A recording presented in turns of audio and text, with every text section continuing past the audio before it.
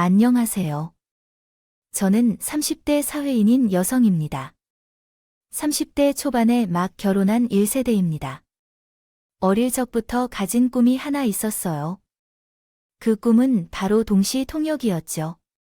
동시통역이라는 꿈을 품게 된 이유는 가난했던 탓이었어요. 평생 해외에 가본 적 없이 한 번도 제주도에도 가보지 못한 친정 아버지는 가난의 그림자 속에서 살지 않기를 바라셨어요. 외국을 자주 다니며 그런 삶을 바라셨던 친정 아버지는 저에게 많은 영향을 주셨습니다. 어려운 집안 사정을 느끼지 못할 정도로 아낌없이 베풀며 공부를 지원했고, 저는 친정 아버지의 서름을 저의 삶을 통해 대신 갚기 위해 동시통역사가 되고 싶어졌습니다. 동시통역사란 직업 활동을 유지하면서 해외에 나갈 수 있는 기회가 자주 있기에 그 꿈을 키워나가고 싶습니다. 그러나 그 꿈은 결코 쉬운 길이 아닙니다. 생각해보면 당연한 일이죠. 한국어와 외국어 최소한 2개 언어를 원어민처럼 자유자재로 구사할 수 있어야 가능한 직업인 것을 알고 계실 것입니다. 격식을 차려야 하는 자리에서는 통역사의 경우에선 원어민보다 외국어를 더 깊이 이해하고 있어야 하는 일도 생깁니다. 특히 저는 세계 국어를 동시에 구사하는 동시통역사가 되는 것을 목표로 삼고 있습니다. 기에 더더욱 험난한 길이었습니다. 한국어와 영어, 그리고 독일어 이렇게 3언어였죠.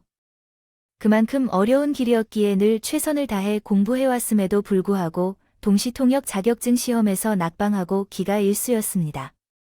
그럼에도 제가 동시통역하라는 꿈을 포기하지 않을 수 있었고, 어려운 시험을 준비하는 와중에 결혼의 꿈까지 이룰 수 있었던 이유는 전적으로 남편의 약속과 프로포즈 덕분이었어요. 있는 법이니까 왜 그런 사람들이 있잖아. 부부는 자기들끼리는 좋고 괜찮다는데 옆에서 괜히 간섭한다고 욕하는 사람들이 있지요. 오지랖 뜨네. 그렇구나. 어때? 자기는 괜찮을 것 같아? 글쎄, 무슨 얘기를 하는 건지를 모르겠는데 결혼하자고. 응. 자기가 동시 통역과 꿈을 이루는 날까지 내가 남편으로서 뒷바라지 다 해줄게. 약속해. 그래서 나랑 결혼해주라. 일단 앞에 얘기부터 마무리하면 대답해 줄게. 당신이 와이프 뒷바라지, 나는 남편이라고 손가락질 받을까봐 걱정돼. 그 걱정을 떨쳐두고 결혼하고 뒷바라지도 해주겠다는 거야? 그렇다면 참 감동인데 좀 많이 아니니? 난 오히려 자기가 욕먹을까봐 걱정되는 건데. 이렇게 나는 정말 왜 그래? 아닌 사람들도 있을 수 있지만 평화를 지향하는 자들이 많이 있어. 뒷바라지는 부인이 남편에게 해줘야 하는 것이라고 봐. 그런 편견을 가진 사람들 대부분이 자신의 말한 오지랖이 많은 사람들이야. 내 걱정이었어. 남편에게 부인 시험 뒷바라지를 시킨다는 몹쓸 여자라는 욕을 듣고 싶지 않아서. 당연하지. 내가 내 걱정을 왜 하면서 너와 함께라면 세상 어떤 것도 두렵지 않을 건데, 나도 마찬가지야. 너와 함께 있다면 어떤 것도 두렵지 않아. 내가 내 힘이 되어주고 있으면 시험도 통과할 수 있을 것 같아. 그래서 말인데, 나랑 결혼하자. 내가 꼭 자격증 시험도 합격하고 싶어. 성공에 이끌어 드릴 것입니다. 저희 남편과 제가 결혼 준비를 시작했어요. 함께 있다면 어떤 걱정도 없을 것 같아서 행복했죠. 남편은 통역과 시험 케어를 도와주기로 약속했고, 저는 평생 그런 남편을 지킬 것을 약속했어요. 그때 우리는 세상에서 무서울 것이 없다고 생각했지만 그렇지 않았죠. 주변 사람들은 축복해주는데 단 한 사람만은 호의를 보이지 않았어요. 그 사람이 앞으로 곤경에 빠질 거라며 경계했죠. 남편은 검소하고 직진하는 천성을 가졌지만 부자의 간섭과 강요가 일상이었습니다. 심성이 베베 꼬리까지 있는 것이 한시야. 그런 시모는 결혼을 준비하는 때부터 자를 못마땅하게 여긴 유일한 사람이었어요. 그 이유는 단 하나, 혼수 때문이었죠. 솔직히 말해, 제가 혼수를 부족하게 쓰더라도 해가 쓰더라도 최소한 억울하지는 않겠어요. 친정 아버지는 가난한데도 다른 것은 하지만 제게는 아낌없이 베푸는 분이라고 했지 않았나요? 혼수도 마찬가지였죠.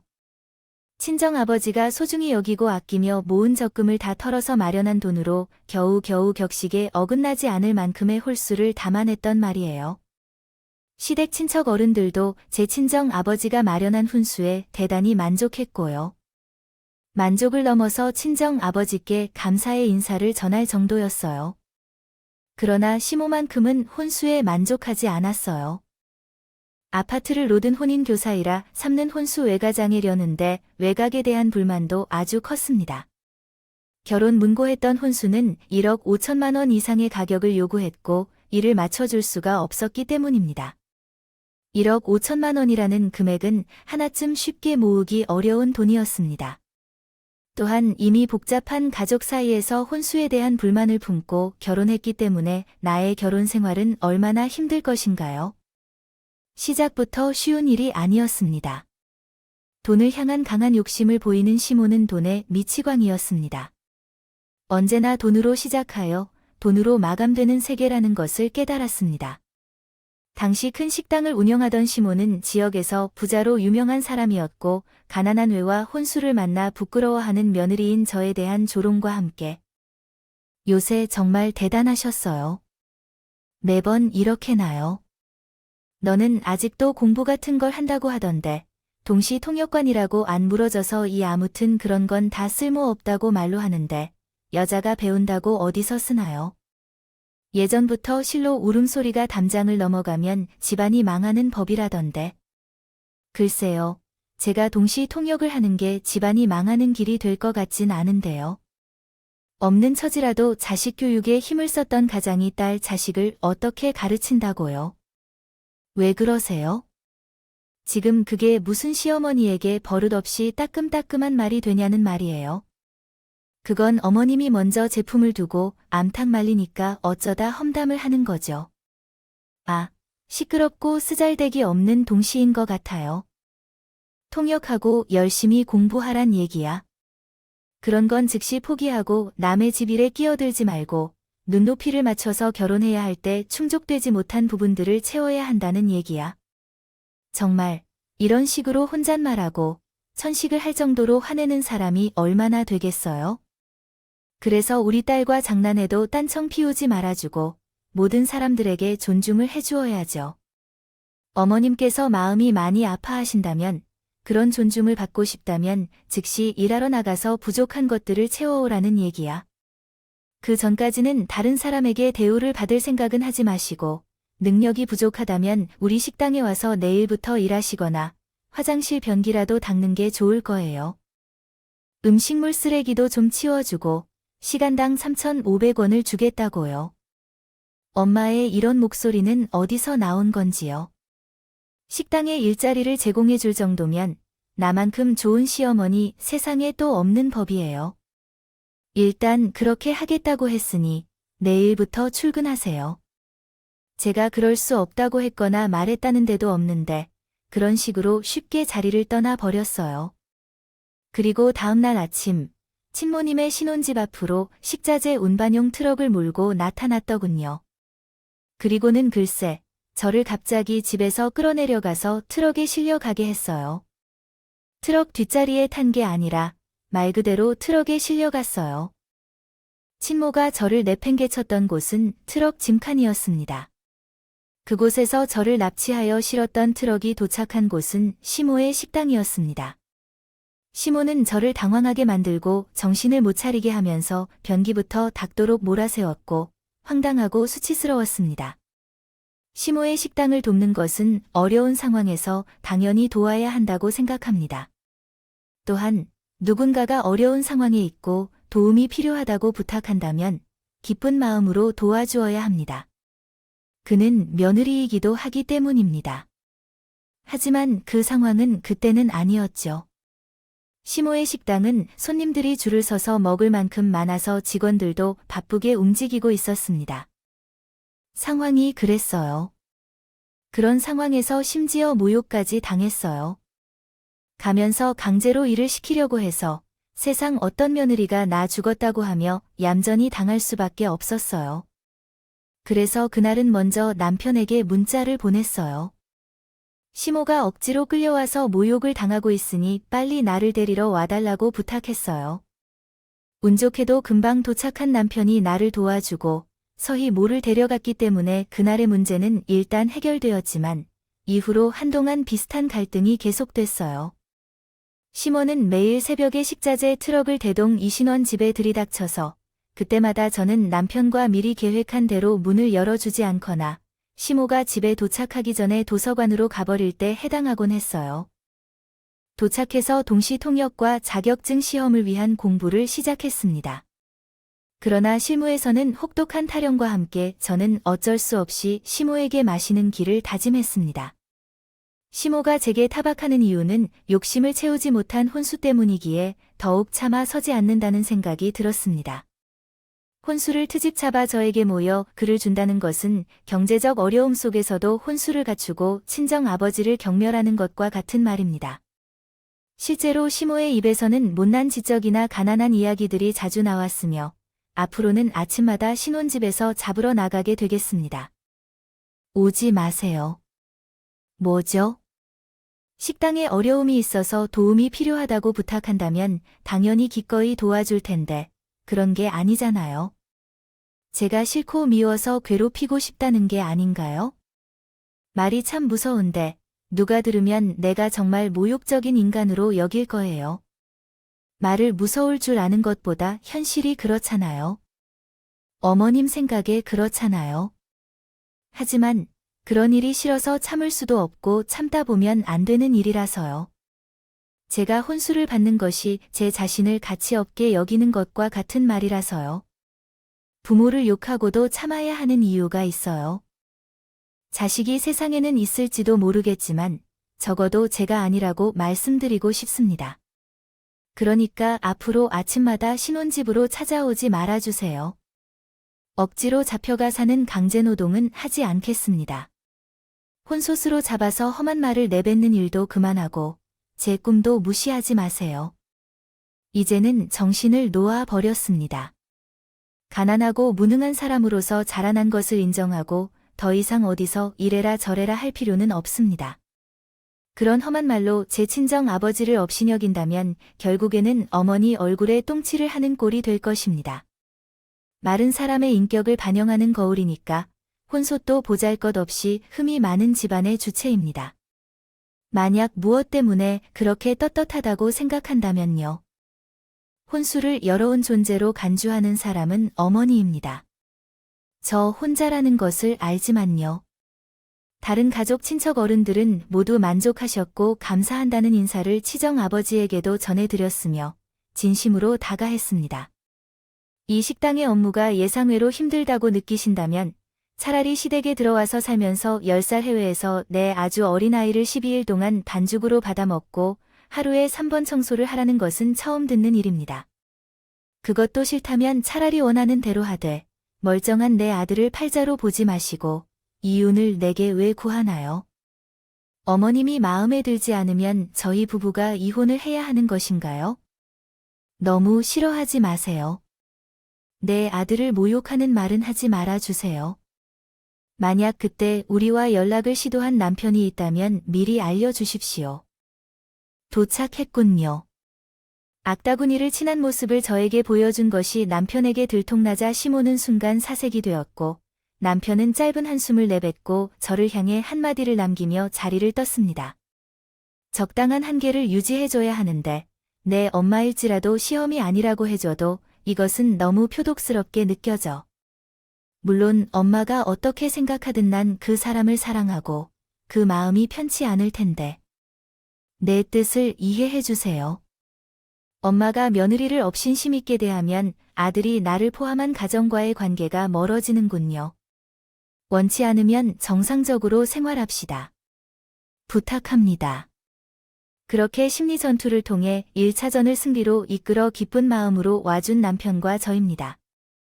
결혼 직후부터 시모에게 당한 일들이 너무 많았기 때문에요. 덕분에 남편을 향한 제 사랑은 더 깊어졌고요. 이 사람이라면 지옥 불 속에서도 오직 제 편이겠구나 하는 생각으로 무척 담백해졌어요. 저를 향한 사랑이 지극했고 남편도 마찬가지였어요. 저를 괴롭히려고 수시로 접근하는 시모에게 보란 듯이 제 시험 준비를 위한 뒷바라지를 더 헌신적으로 해주고 있었죠. 서로 의지하며 어려움을 이겨내는 동안 시모와의 접촉을 최대한 줄이려고 했습니다. 심화의 불화에서 벗어나기 위해 노력했죠. 그러자 시모가 자신의 꼬장을 더해요. 이상 먹히지 않는다는 것을 깨달은 것 같은 기색으로 한동안 조용해졌어요. 그러자 저와 남편은 한가하게 풀 수 있게 되었죠. 그렇지만 한동안 조용히 보내던 시모는 마음이 꽉 막혀있던 끝에 한 가지 계획을 떠올린 것 같았어요. 그 계획을 하기 위해 제 길을 막아놓고 마음대로 저를 다루기 위한 계획들을 세운 거예요. 그 계획의 시작은 지금까지 잘못했다는 고백을 하겠다는 시댁에서 혼자 올 것을 요청하는 시모의 문자 한 통으로부터 시작되었어요. 시모로부터 갑작스런 사과 문자를 받은 제게는 의아한 기색이 주렁주렁하게 됐어요. 시모가 참회했을까 하는 의문이 아니라 이번에 또 어떤 짓을 하러 나섰나 궁금해지더라고요. 그래서 나는 시모의 요청에 따라 혼자 시댁을 찾아갔어요. 먼저 대비책을 마련하려는 취지에서 생각했던 거예요. 물론 상황이 어떻게 전개될지 알 수 없어서 남편에게 전화를 걸어 이야기하려고 했는데 남편이 전화를 끊지 말고 켜두라고 하더군요. 그래서 대화가 끊기기 전에 미리 말하려 했는데 어쩌다가 제가 아직 말하기도 전에 남편이 대뜸 말을 시작했다는 말씀이죠. 좀 미묘한 상황일지도 몰라서요. 요즘에 우리가 서로 소통이 부족한 것 같아서 그런 것인지 몰라요. 이름답게 며느리와 시댁 사이에서 서로 교류를 자주 하지 않았고 그래서 그런지 몰라도 제 손자가 나를 많이 보고 싶어 해서 전화를 풀라고 하였어요. 즉, 신우란 사람입니다. 친척인가요? 그렇다면 남편의 친처남딸이에요. 남편의 외동아들인 셈이죠. 보면 모두 알게 된다. 어디로 가나요? 에피가 보고 싶은 손아래 통성이 와드린다. 그런데 쪼르르 나타나 시모의 품에 안기는 치와와 한 마리가 있었어요. 네, 맞아요. 강아지예요. 강아지 맞아요. 시모가 제게 손을 신우며 소개한 대상은 해피라는 이름의 완전한 적이었어요. 기가 막히고 코가 찰 노릇을 하고 있죠. 지금 정말로 맞아요? 왜 무표정하고 그러세요? 예를 들어, 제가 어렸을 때부터 벌써 5년째 가족으로 키우고 있어요. 강아지 나이가 5살이면 사람 나이로는 36살이겠죠. 남편에게는 친누나가 된다는 거예요. 그러니 제게는 소녀시네 맞잖아요. 왜 그런지는 어떻게 생각해야 할지. 여기서 잠깐 언급하자면 저는 애완견이나 애견인을 싫어하지 않아요. 각자의 가치관을 모두 존중하는 태도를 가지고 살아왔습니다. 문제는 애완견을 앞세운 쉬무의 극악무도한 행동을 보였을 뿐이에요. 대체 어떻게 그랬냐고요? 내가 두려워해서 식당에 가기 꺼려서 찾은 방법이 바로 아이 프롬의 한 끼 때마다 시댁에 들러서 밥상을 차렸고 프롬이 먹을 때마다 산책도 시켜주고 강아지라고 대한다는 생각은 하지 말라고 했어. 분명히 말하지만 우리의 피는 어깨 깡패다. 신의 목만큼 사원 없이 올곧하게 서는 것인데 너무 당황스럽고 기가 막혔기 때문에 나는 어떤 반응도 보이지 못한 채로 지나치는 동안 시모가 한 말이 계속돼서 온전히 듣지 못한 것이다. 가족이더군요. 왜 식당에 가기 싫마리도 당연하게 알아야 하는 신우의 대항도 국가 마음이 그렇게 마음사고에만 벅차면 차라리 오늘 하는 것이 나을 것 같네요. 너희끼리 50년 되기가 무서워서 결혼하기로 정한 신우의 앞으로는 풀어진 집이나 한 채의 노트가 다시 한번 말하지만 의하지 않는 너의 손이 노하오라. 당연하게 사람이 사는 집은 이어야 한다. 만약 싫다면 애완견 50마리 없이 혼자 고요하게 살기도 싫다.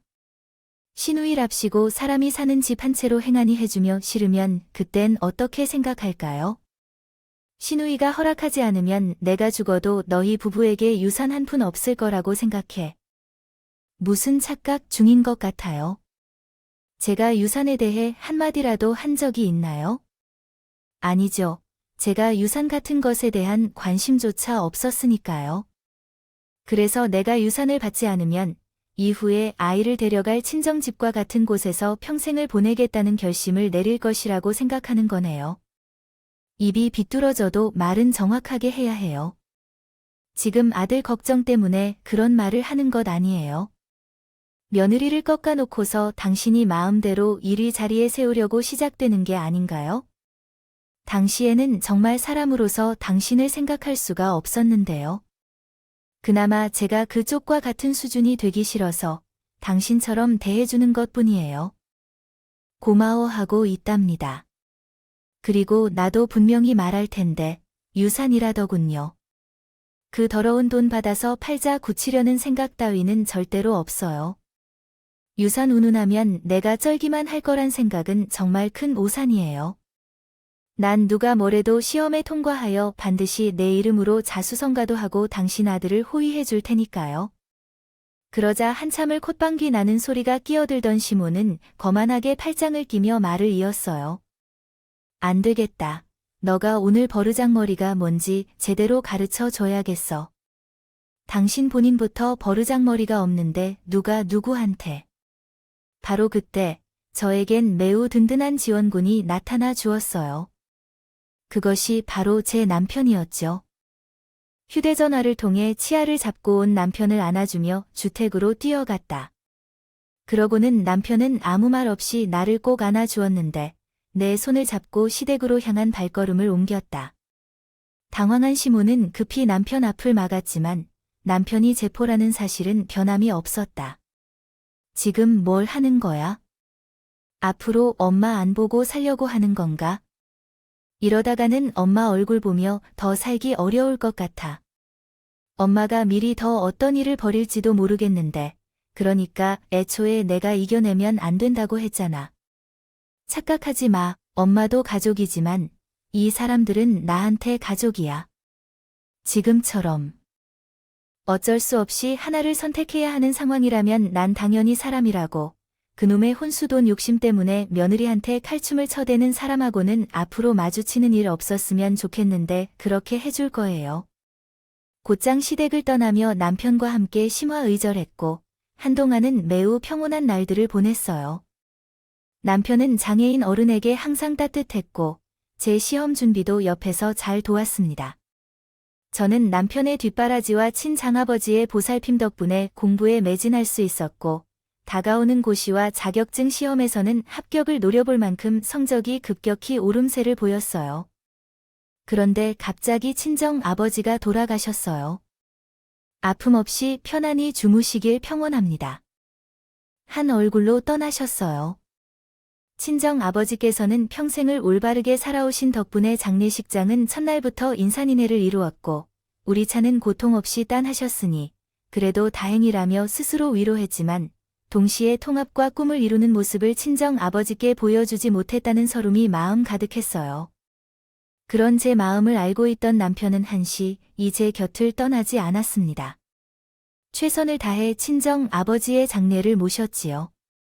그러나 남편 덕분에 겨우 마음을 추스런 제 앞으로 불청객 한 사람이 나타났어요. 그날은 조문객들이 가장 많았던 장례식 첫날이었고 수많은 조문객들이 지켜보는 가운데에 그 사람이 제 앞으로 모습을 나타냈습니다. 사람들은 시간이 모였어요. 침모를 마주한 순간에 저는 불안에 휩싸여 무슨 만행을 저지를지 알 수 없는 상황이었습니다. 게다가 그곳이 바로 친정 아버지의 빈소였기 때문에 저는 더욱 불안한 마음을 안을 수밖에 없었습니다. 그러나 금방 걱정이 사그라들었어요. 시모가 아주 정갈한 상복 차림으로 나타났기 때문이었죠. 아무래도 험한 상황에서도 때로는 기적 같은 화해가 이루어지는 경우가 있다는 말이 있잖아요. 그 순간 상복 차림의 시모가 나타나자마자 제 마음은 안정되었어요. 시모가 정신을 차렸다는 느낌이었죠. 그래서 침남 아버지의 마지막 순간을 예의를 지키기 위해 도와주었다고 제 마음속에서 우러난 단시간의 결심이었습니다. 생각했어요. 마침 시모는 저에게 직접 부족한 봉투를 건네주었어요. 제가 감사의 인사를 전하며 봉투를 받아들이려는 순간 시모가 갑자기 제 손목을 꽉 움켜 장례식장 밖으로 끌고 나갔다. 그 순간 뱅장이 내 시누이가 이미 돌아가셨기 때문에 내가 장례시장에 가서 손님들을 대접해야 한다고 말했다. 아버지의 장례식 첫날의 시무는 나에게 믿음을 줘서 강요했던 애완견 해피의 장례식과 겹쳤다. 그때 시몬은 애완견의 장례식 때문에 상복을 입은 것뿐이었어요. 그 맥이 결코 아버지의 장례식 때문은 아니었어요. 모든 사실을 깨달은 뒤에 저는 차마 말로 표현할 수 없는 분노가 치솟았지만 애써 감정을 억누르며 대답했어요. 다른 자리였다면 참지 않았겠지만 친정 아버지의 장례식이었으니까요. 그래서 부친상을 당한 저로서는 그쪽 집 장례식에 참석하는 게 일리가 있나요? 결혼할 때 혼선 없이 제대로 못해 얹혔다면 신의 부친상의 노력으로라도 보답해야 하는데 이건 그런 경우가 아니에요. 다른 사람의 장례식이나 상도 아니고 부친상인데 그쪽 장례식이 겹치는데 심지어 애완견의 장례식까지 엮고 있다는데요. 2일. 이 말이 되는 말인지 모르겠어요. 지금 하남 백의 장례식 따위가 뭐가 중요하다고요? 나는 우리 해피 장례식이 더 중요하다고 생각합니다. 조용히 따라오십시오. 고함을 지르는 것이 무서운데 즐겁거나 신기한 일인지요. 그렇게 생각하며 지켜본 조문객들은 이해하기 어렵게 달려들었습니다. 부친상을 내버려 두고 강아지 장례식이나 치라는 것은 말이 됩니까? 그러나 이에 굴하지 않는 시몬은 저에게 항상 했던 말과 같이 친정 아버지를 업신여기는 발언들을 내뱉었고 결국 혼란스러워하는 친정 어른들에게 끌려나가게 되었고 시장에서 쫓겨났습니다. 이에 소란을 피워 조문객들이 한창 소동을 일으켰습니다. 버리던 그 순간 남편은 바닥에 나뒹굴던 시어머니의 부족이 봉투를 열어보았습니다. 봉투 안에 들어있는 금액과 쪽지를 발견하고 나서 시어머니의 뒷모습을 향해 청산의 시선을 보냈습니다. 잠시 후 소란을 정리한 후에 남편의 심부름으로 봉투와 함께 쪽지를 전해주었습니다. 금액과 쪽지를 확인한 후에는 갑자기 눈물이 쏟아져 나왔습니다. 왜냐하면 돈이 너무나도 천연하고 치사했기 때문이었습니다. 식당을 운영하고 있는 부자인 시어머니는 봉투에 넣은 돈이 딱 5,000원이었습니다. 남긴 쪽지를 제외한 나머지 돈은 결혼할 때 제대로 해치우지 못한 혼수 비용으로 간주했던 것입니다. 셈을 치겠다는 거네요. 그날 제 남편과 저는 친한 장인 아버지의 영정 앞에서 한마음으로 다짐했어요. 앞으로 어떤 일이 있던 결코 시들지 않고 용서하지 않기로 했어요. 그러나 한편으로 저는 제 자신을 고쳐나가고 있었어요. 어릴 때부터 경험한 더러운 일은 다시 겪지 않으려고 반드시 도시 통일과 성공을 이루겠다고 했죠. 가족을 내 힘으로 지켜내기로 결심했어요. 그로부터 약 3년 후 마침내 성공을 거둔 동시에 통역사로서 스페셜리스트로 승진했어요. 맡은 바에 걸맞게 책임이 크면서도 그만큼 연봉도 상승했죠. 어느 사무실에서 직원들과 통학 스케줄을 정리하던 중 뜻밖의 손님이 찾아왔어요. 시모가 한없이 쓰인 것처럼 보이는 저의 사무실이었지요. 그러나 시모의 행동이 어딘가 이상하게 보였어요. 시모를 문전박대하고 싶은 강한 욕망이 느껴졌지만 그 이상한 행동이 궁금해져서 일단 시모를 자리에 앉히고 상황을 지켜보기로 했어요. 최 실장님, 따뜻한 녹차 한 잔을 부탁드릴게요. 그랬더니 시모는 멍한 듯한 표정으로 대답했어요. 아, 제가 탄 잔만이에요. 우리가 따뜻하게 차를 나누는 것 같진 않아서요. 만약 원하시면 나가셔서 한 잔 사오시거나 아래 1층에 카페가 있으니 그리로 가시는 건 어떤가요? 시모가 거절하는 말투였지만 나는 궁금증에 사로잡혀 계속 상황을 지켜보기로 했어요. 한 푼이라도 아껴야 할 처지의 카페는 무슨 한 푼이라도 아껴야 해요. 확인하기에 딱 보니까 3년 동안 많은 일이 있었던 모양입니다. 줄 서서 먹는 식당 사장이 아니고 없이 9명품 아니면 입지도 않던 양반이 그런 옷은 어찌하는 건가요?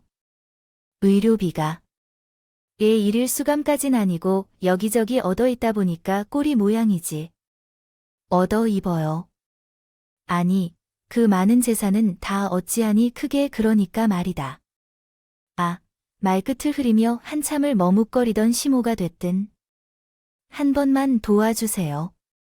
딱 한 번이면 돼. 더 이상 안 와도 염치가 없어서 바라지도 않겠어요. 다이렉트로 뭘 도와달라 하는 거예요? 식당 일이요. 아니라면 애님의 엉겨 밥을 차리는 일이었어요. 다른 사람들은 그러한 사기로 인해 속아서 식당까지 처분당한 경우가 있었고 어느 정도의 투자를 했지만 큰 피해를 입었습니다. 사기요. 이 일은 어떻게 된 일이냐고 하면 시모의 설명을 간략히 하자면 외국에서 요식업 프랜차이즈 런칭 전문 컨설팅 업체가 접근했다고 합니다. 그 컨설팅 업체는 줄을 서서 먹던 시모의 식당을 바탕으로 해외 프랜차이즈 사업 런칭을 제안했으나 실제로 그들은 모두 사기꾼이었던 것 같습니다. 이 사실을 전혀 몰랐던 시모는 보통 부자에서 재벌 수준의 신분이 되어버렸습니다. 상승을 할 수 있겠다는 헛된 욕심에 빠져 식당부터 시작해 보유한 모든 재산들을 저당 잡혀간다는 위험까지 감수하며 프랜차이즈 사업에 투자금으로 몽땅 푼 것이었습니다. 심지어 시모는 영어를 제대로 할 수 있었다면, 최소한 영어에 능통한 통역의 도움을 받았다면 충분히 피해갈 수 있었을 만큼 견고한 사기였습니다. 다만 그 통역비가 너무 아깝던 시모는 중간에 자신들이 진지하게 도와주겠다는 사람들의 말을 낚아채서 믿었었다고 합니다. 최종적으로는 막을 수 있는 사기를 무참히 당해버린 것뿐이었고 결국 시모는 가진 모든 재산을 잃게 되었습니다. 나는 먹은 채로 집도 없이 절도 없이 돌아다니는 가난뱅이가 되었으니 본인 신세에 스스로 망친 셈이라고 해도 되나요? 또한 실은 본인 신세에 스스로 망친 것이 하나 더 있었어요. 대충 상황을 이해하겠지만 여러모로 바쁘시니까 요 지량만을 간단히 해달라는 게 대체 무슨 뜻인가요? 그 사기꾼들이 외국 회사에 대한 소송을 걸었기 때문에 돈을 회수하려면 외국에서 소송을 진행해야 한다는 것이죠. 그래서 저희는 영어를 한마디도 할 수 없으니 번역을 부탁드립니다. 우리가 어떤 관계인지, 그리고 간반 아버지에게 무슨 짓을 했는지 벌써 이진관일지도 모르겠지만 제가 미안합니다. 없어도 지금 현금이 부족해서 통역자를 고용할 여유가 없어서 변호사 비용은 있지만 외국 변호사가 비쌀 것 같은데 외국 변호사를 꼭 고용해야 된다고 한국 국내 변호사는 안 될까요? 외국 소송을 제기하려면 외국 변호사를 고용해야죠. 나라마다 법이 모두 다르지만 어쨌든 통역자로서 제 답변은 이렇습니다. 내가 할 수 있는 통역은 아니에요. 아니. 왜 너 찰나간다며 능력 있는 통역사로서의 통역을 하며 능력 있는 동시 통역의 예건 맞는데 경우가 다르죠. 난 강아지 말 같은 것을 통역할 줄 모르거든요. 인간의 언어를 번역하는 통역자니까 무슨 큰 변명을 해야 하나. 강아지가 나를 보게 되면 당신도 강아지일 텐데요. 난 멍멍, 으르렁, 깽깽 이런 말을 모르겠어요. 저는 지금 정말 바쁜데 계속 여기 있을 거냐고요? 시모가 제 소망을 바짓가랑이를 붙잡고 애원했지만 저는 눈썹 하나 까딱하지 않았어요. 솔직히 말해서 통쾌한 표정을 감추느라고 참았어요. 남편과 함께 사는 나의 장 아버지의 사진 앞에서 다짐했던 것을 영원히 실천할 것이고 받았던 4개의 원구와 2개의 세왁을 모두 버렸기 때문에요. 그리고 지금은 능력 있는 동시통역사로 성공을 이뤄가고 있어요. 남편에게 성공을 만들어준 것이 나의 자부심이기도 하고요. 제 자신을 유지시키며 남편을 풍요롭게 해주겠다는 마음도 있어요. 약속을 지키며 살고 있습니다. 시모는 어떻게 되었는지요? 외국 사기꾼들에게 속지 않은 채로 여전히 거지처럼 살고 있다는 소식만 간간히 들리고 있어요. 뻔하죠. 외국 변호사들도 실무에서 말을 통역하는 동시에 통역할 수 있는 능력이 없을 테니까요. 그래서 사람은 올바르게 살아야 한다고 하잖아요. 제가 항상 올바르게 살아가려고 노력하고 있습니다. 긴 이야기를 들어주신 분들께 감사합니다. 여러분의 곁에 좋은 사람들만 함께 있길 바랍니다.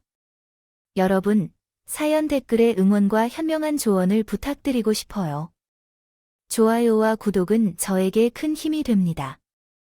오늘도 좋은 일 가득하세요.